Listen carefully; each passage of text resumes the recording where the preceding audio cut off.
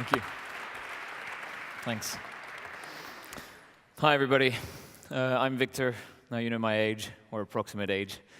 And I started a company called Desktop Genetics when I left university 6 years ago.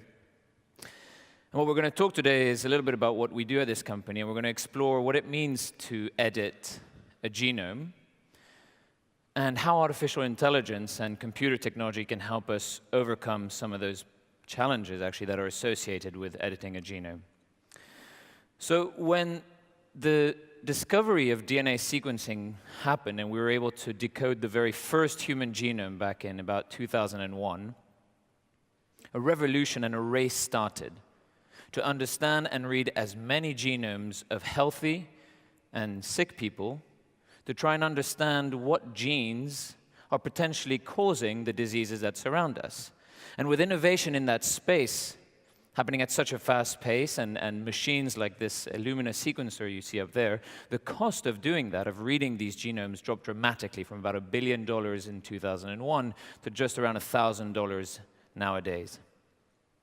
So naturally, at the same time, what we saw was an explosion in the number of studies that associated particular genes with diseases. And today we have cataloged and observed about 10,000 correlations between genes and diseases.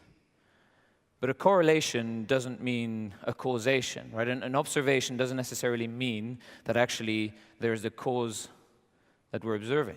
And at the same time, if I observe or if I find out that I have a particular defective gene, let's say, and that will give rise to an illness in my future, so what? What is the next step in the process?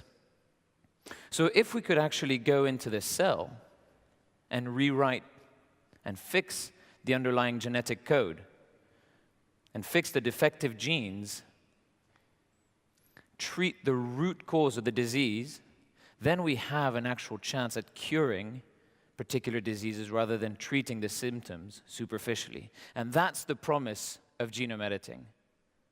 So let's just imagine for 1 minute a world where diabetics don't have to inject themselves with insulin every day, where children with inherited blindness can live and lead an independent life, or boys with Duchenne muscular dystrophy can live past the age of 11 independently, a full and fulfilling life. That is the promise of genome editing, of taking cells from a patient, extracting those cells, characterizing them, editing them, and by editing we're talking about fixing the underlying root genetic problem, fixing the defective gene, and then re-injecting them back into the patient, fixed. So rather than taking drugs to treat symptoms, we're now tackling the root genetic cause of a disease. And so if we want to do that, if we want to rewrite the genome of a patient, we need a machinery to rewrite DNA directly inside of the cells, like in the picture I just showed you earlier. And that's where CRISPR comes in. Rewriting a genome today is possible thanks to technologies discovered just a few years ago called CRISPR-Cas. Many of you may have heard of CRISPR-Cas by reading TechCrunch, Wired, or even the public press, and it's rare for biotechnology's discoveries to make it so wide and so loud on the public press. But this is really, I think, a testament to the potential promise of this tech. And how it works, effectively, is you have this enzyme, Cas, this giant blob you can see there on the screen, and Cas is guided by this red molecule you can see inside of it. This red molecule is just 20 letters long, 20 DNA letters long. And what it does is it guides the Cas to a particular part of the genome, where Cas can then cut and introduce a change to the DNA. So together, this active complex targets the genes that we're trying to modify and actually introduces a change. So if we can get a CRISPR and a Cas into a cell, we have a chance actually at fixing the underlying DNA, at rewriting the broken genetic code.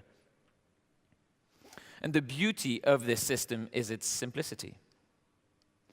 Because by just re-engineering the guide RNA, this red molecule, we can now tailor Cas to go and target all of these different regions of the genome. Remember I said we have observed about 10,000 different correlations. And so if we can engineer effectively 10,000 guide RNAs, then we can go ahead and tackle all these 10,000 defective genes that we've observed in different diseases. But this simplicity also kind of makes its biggest challenge. Because many of you might know the human genome is very, very, very large. Some of you might recognize this picture. It's in the Wellcome Trust Library in London, and I invite you to go visit it because it's a physical representation of our human genome. Somebody was crazy enough to decide to print our human genome in books, and this is how much information it contains. And so if you wanted to design a CRISPR to target a particular region of the genome, you'd be looking for a 20-letter word, this guide RNA, in a book of 6 billion letters. And so that's like reading an encyclopedia of 24 volumes, going through this library to look for that one word, croissant. And you're searching and you're searching and you're searching. And so actually, it's quite a challenging problem computationally, because there are two things that actually we're looking to optimize every time, right? We're not just looking for one word, we're actually trying to optimize two major factors. The first is that we want it to work. What we discovered in our research since starting looking at the world of CRISPR was that not every CRISPR system was created equal. Some work very well, some work less well, and we're still trying to understand exactly why. But if this is going to work as a therapeutic, it needs to work with high efficiency. We need to modify the DNA of as many cells as possible so we can actually introduce a change at the whole body level. But the other thing that we want to be making sure of is, of course, specificity, so that actually the CRISPRs we design are very targeted. We don't want them to go and introduce changes in areas of the genome where we weren't intending to make any changes. And so now the problem has expanded a little bit, because we're not just looking for a 20-letter word inside a book of 6 billion letters. We're now looking at this word and trying to find, are there other words around the book that are similar, and how similar? And is there another word that might be more suited to what we want to do because it might be a bit more effective? So the computational problem has just expanded. But here's the interesting thing, is that as we know, each and every one of us in this room is genetically unique. You're unique, you're genetically unique, and you are as well. And we actually have about 5.5 million reasons why we are genetically unique, why we are genetically diverse from each other. It makes a strength of our population and why the human race has been able to evolve and adapt so well, but it actually makes it a bit more challenging for CRISPR. Because again, let's think back to the challenge we're tackling here. We're looking for a 20-letter word inside of a book of 6 billion letters, but every time that we're going to address a new patient, this book changes. So we can't just find one CRISPR guide RNA and say that's going to fix all of the diseases or all of the Duchenne muscular dystrophy patients. You actually have to start to consider the unique genetic background of that patient. So the computational challenge has just exploded to an order of magnitude that humans and scientists cannot do manually, and machines have to intervene. And we're not the only ones at Desktop Genetics to think like this. Many other researchers in the field are starting to look at this problem and say, actually, if we're going to be making CRISPR a therapeutic reality, we must consider the human genetic variation. Because we want to make sure that the CRISPR treatment is going to work, of course. We also want to make sure we avoid unwanted side effects. And so that's why we founded Desktop Genetics in 2012 in London. There's a company that I started with some colleagues out of university. And we're a software company. So we really look at CRISPR from the technology perspective and say, actually, how can we apply software to tackle that challenge? Because there are many other companies that are looking at CRISPR and saying, how can we deliver CRISPR more effectively? How can we actually treat a particular disease? And so they're coming at it from a disease expertise. And what we're saying is saying, okay, well, let's understand how actually, what makes CRISPR work inside of a cell? And can we model that so we can actually predict the behavior of a CRISPR inside of a given genome? And so much so that one of our customers, Selixir, which is a stem cell company based in the middle of England, acquired us in June this year to help us make this vision a reality.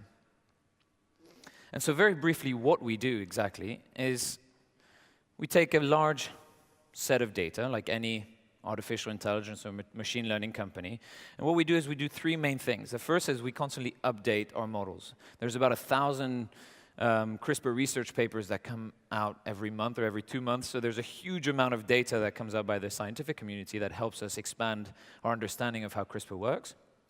We are engineering a ton of features, so we break down the problem into tens of thousands of different complexes, and we test that against all of the genetic variations that we're aware of in known databases. And we learn from these outcomes by also mapping back onto experimental data that our customers share back with us after they've tested a CRISPR in the lab. So these billions of computations effectively allow us to predict the potential outcome of a CRISPR experiment, whereas if it was done manually, you might get a success rate of about 1 in 4. When we first released the first version of the algorithm in 2015, we had about a 65% success rate. And we've improved since then, and we're continuing to make improvements. But as you can probably imagine, the problem is fairly complex.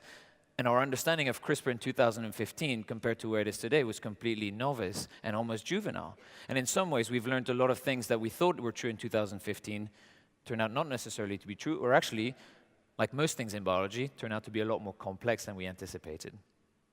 And so our vision for how we can use artificial intelligence to tackle some of these challenges in gene editing is really one of technology-assisted genome editing. And what that means is if we go back to this sort of idea of how things like CRISPR, and in fact, CRISPR wasn't the first genome editing technology invented. It was one that made things so radically faster and radically simpler. How these gene editing technologies can be used when a patient enters the hospital and their cells are taken and taken for editing, these are then characterized. So we can build a model, a computational model of what the patient looks like in the computer, so we can then model different CRISPRs against that. And that allows us to then personalize and tailor a particular design.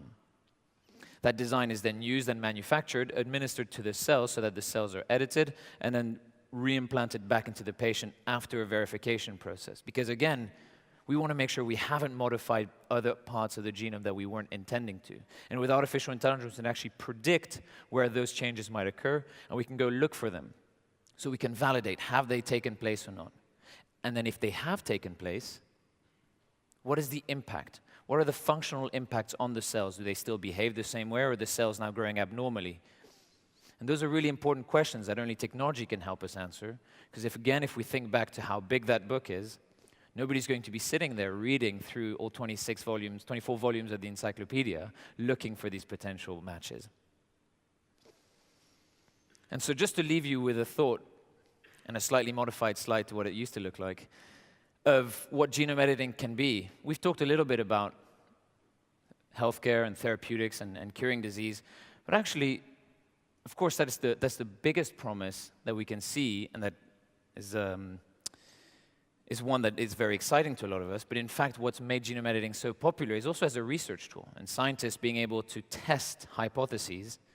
Because again, we've been observing these links between genes and diseases, and now we can actually use CRISPR to switch on and off genes and replace genes, and take cells in the lab, and just in the lab say, okay, if I've observed gene A is linked to disease B, and I fix gene A, do I see my cells now recovering their normal phenotype? And that's a validation of an observation that then leads on to potential development of cure. But then outside of the human health system, we're now looking at animal health. And how can we tackle animal health so we don't have to inject pigs and cows and bovine with a ton of antibiotics, and actually make animals a lot healthier in their genetic code so that we can eat more healthily? How can we engineer plants to produce higher nutritional content? How can we engineer microbes to produce novel chemicals in cheap and cost-effective manners? And so genome editing actually goes far beyond healthcare, but the ability to predict how a CRISPR is going to behave in any given cell is applicable in all of these different areas. And so with that, I'd like to thank you for your attention, and please find me at the break and we can talk about CRISPR. I'm happy to answer any questions.